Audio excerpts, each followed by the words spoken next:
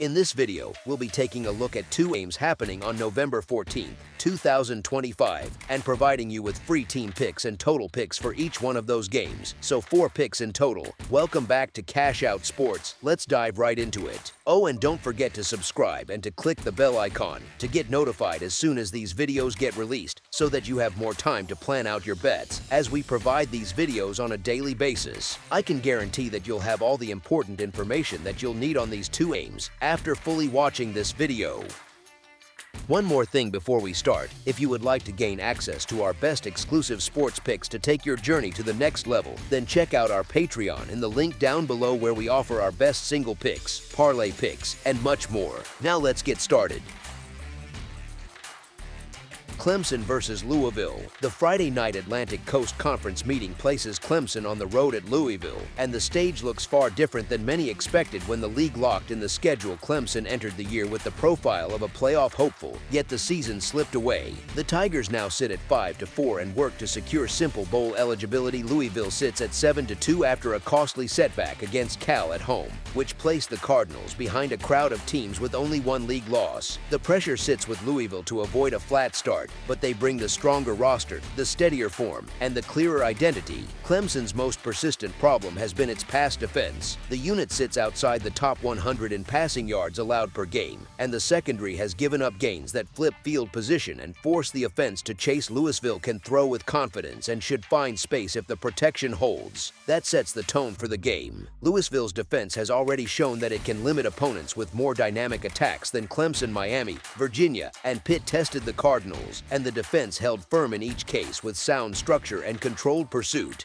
Louisville has also shown a calm response after setbacks. They sit at 5-2 straight up after losses under their current coach, including a win over Miami as 10.5-point underdogs earlier this season. Last year, the Cardinals beat Clemson as 10.5-point underdogs, and they enter this season's meeting with a stronger roster and improved balance in 2025. Experience across the lineup supports that improvement. Louisville can run with strength behind Cajuan Brown, who produced 136 yards on 14 carries last week with steady push from the offensive line. The passing game pairs well with that run threat, and Clemson's defense has allowed 88 passing plays of 10 yards or more and 7 of 40 yards or more. Clemson struggles to run the ball, which places more weight on the quarterback to sustain drives. Louisville's defense ranks 14th in national EPA allowed per dropback and 18th in passing plays of 10 yards or more allowed, which reflects discipline and coverage depth. Louisville owns the stronger overall record, has won 3 of its past 4, and maintains an average scoring margin of 11.2 points. They sit inside the top 41 in both offense and defense, which speaks to balanced play. Clemson earned a needed win over Florida State to keep its postseason path open, but the issues that shape the season remain.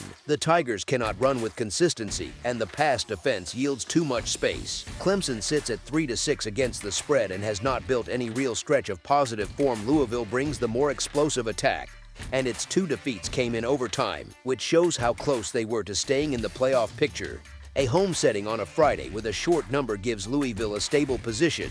Clemson has not produced enough to inspire confidence in this environment. As our first pick for this matchup, the Louisville Cardinals to win and cover the spread as favorites is our full game side pick.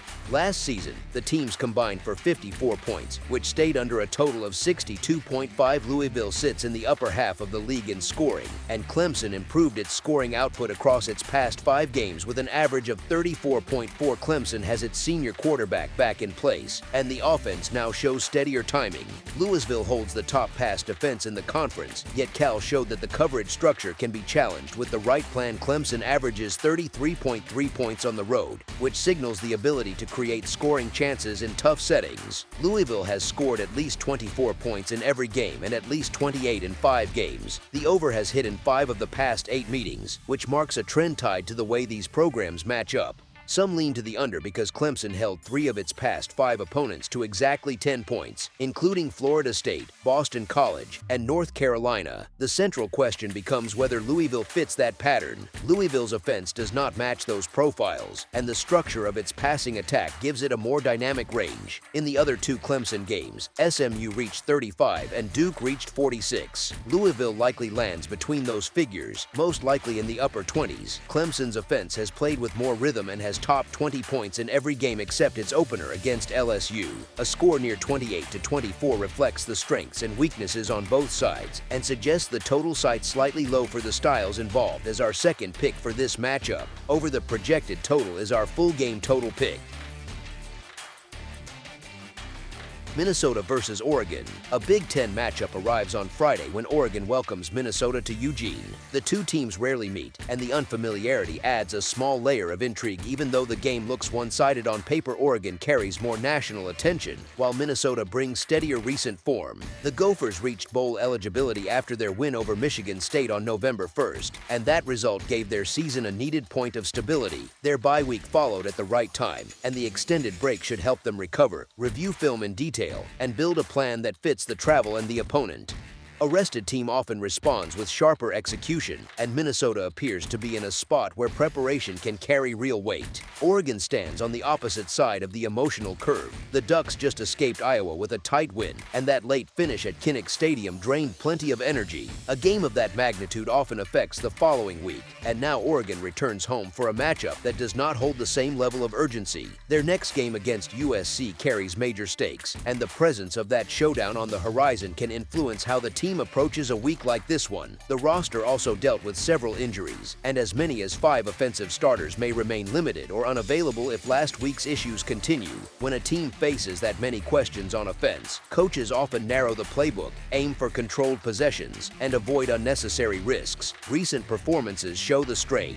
Oregon has moved the ball yet failed to turn drives into consistent points. Before the 18-16 win over Iowa, they beat Wisconsin by a score of 21-7 in a game that many expected to be far more decisive. Those results shape the current picture. Minnesota, with a full week of rest, should enter the game with more rhythm than it displayed in losses to Ohio State.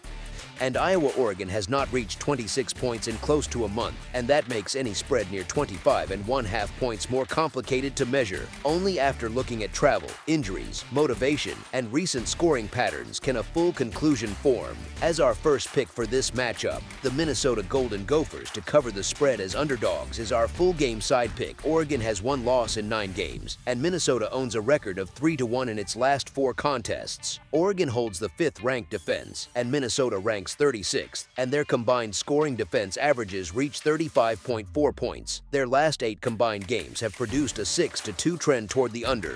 Each offense has slowed for several weeks. Team total under outcomes are 3-1 for both sides across their most recent 4 games. Minnesota has not played in a game that passed 45 total points since the 27-20 win over Purdue on October 11th. Both defenses place within the top 40 in scoring prevention, and that limits the likelihood of a free-flowing game on both sides at once. One offense could improve, but expecting both to surge together does not align with what the past month has shown. After weighing these elements, only then does a clear viewpoint emerge as our second pick for this matchup. Under the projected total is our full game total pick. That's all for now, so if you have any other games you would like reviewed, then leave a comment down below with the game you would like analyzed. Subscribe to our channel, leave a like on this video, and we'll get to it as soon as we possibly can. We would also love to hear your opinion on the picks presented to you in this video, whether you agree or disagree with them, so leave a comment down below and do let us know.